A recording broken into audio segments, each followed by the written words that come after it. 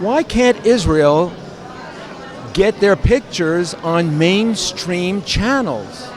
They have to have a festival to show it with an exclusive audience. And what's the condition of Israel such that we don't see more Israeli pictures in the mainstream media, you feel? Well, I have to say that that's starting to change, because with the whole streaming revolution now and the success of a show like Fauda, like international success, and recently, we had Stitzel and everything, and I think there's a certain edge to Israeli entertainment and filmmaking.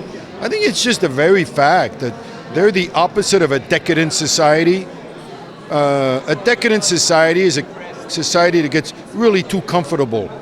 And there is not one person in Israel that hasn't been to a bomb shelter or doesn't know what it is to have 12 seconds to go to a bomb shelter. So all this might be dark news, the fact that they're constantly in this state of possible danger, but I think it's really added an edge to their creativity.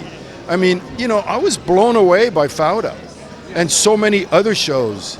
And I think that has kind of been coming to the world. And it's been, I have to say, if I want somebody to understand the complexity of the Arab-Israeli conflict, there is nothing better than Fauda. It gives you the texture, it gives you the storytelling, you don't feel somebody's got an agenda. So I think the sky's looking up. I don't want to pretend that there's no problem with the idea of the brand of Israel, because there's the whole BDS movement and there's so much, opposition and animosity from the movement to boycott Israel. We know all that. Yeah, but isn't there a stigma for Hollywood professionals against being too overtly Zionistic or pro-Israel in view of the wokeness that's taken over the Hollywood system? I think to some extent there is, but there's also, never forget the profit motive. And when Israel movies start to make a lot of money and be very successful, I think that's going to change. You think people will put their jobs on the line to put on an Israeli picture?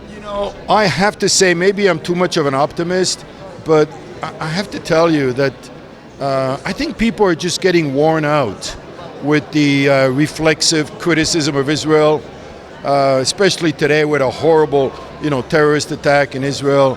I think that kind of stuff, it's starting to wear thin on people. And the number one reason it's starting to wear thin is because the anti-Israel movement, the last thing it does is help the Palestinian people. The BDS movement is not pro-Palestinian, it's anti-Israel. That's starting to come across now, that it's a very kind of anti-Israel. And I know, I am a lot more pro-Palestinian than some of these people that are anti-Israel in the BDS movement. I think that truth is starting to come out. But the beauty of entertainment is that it transcends politics, it transcends ideology, and it really brings people together. And there are Arab Israelis that are woven in to, the shows. And this is the thing that most people forget, is that there are tens of thousands of very, very happy Arabs who live in Israel. They have more rights and freedom than any other Arabs in the Middle East, and they love being in Israel. And if you ask the Arabs and Muslims in East Jerusalem whether they'd like to stay in Israel or go over to a Palestinian state, they'll pick Israel. Of course. Because that's kind of the best kept secret about Israel, is that, I interviewed a Muslim head of a gynecologist place in some hospital, and he was a Bedouin. And he told me, being in Israel is the biggest blessing in my life.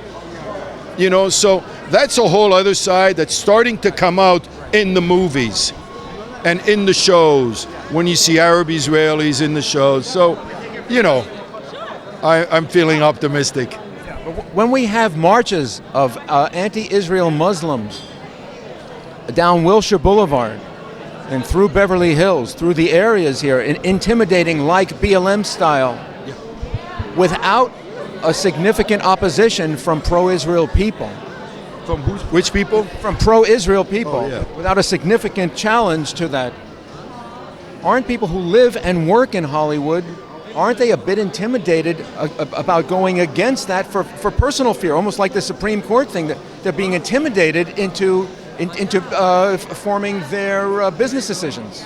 I don't think it's gone that far. I really don't. Because you have to remember that the Jews are very integrated in Hollywood.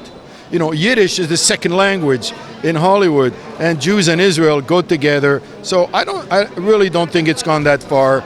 But I think when people realize that this whole anti-Israel agitation that you see is mostly anti-Palestinian, because it doesn't help the Palestinian one bit. It's just something to put down Israel, put down the Jews. It's another form of anti-Semitism which has been around from time immemorial, and it's kind of, you know, it's like the weather, you know. But look, if you go to Israel, you'll see the happiest people on the planet.